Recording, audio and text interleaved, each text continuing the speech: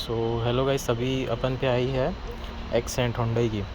इस पे प्रॉब्लम ये था कि इस पे एक साउंड आ रहा था। साउंड ऐसा था कि जैसे आपका एग्जॉस्ट से निकलने के टाइम पे जो साउंड आता है, साइलेंसर जैसा आवाज़ करता है या साइलेंसर फटने पे जो आवाज़ आता है, एक वैसा साउंड था।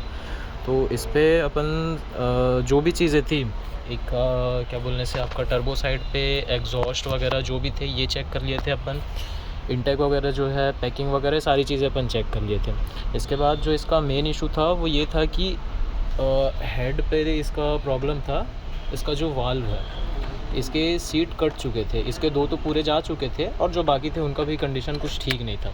तो अभी इसके हेड पे वाल्व का काम हुआ है और अभी इसको लगाते हैं। इसके बाद में अपन देखते हैं कि वो साउंड है या चला गया करके। मिलते हैं इस नेक्स्ट वीडियो में।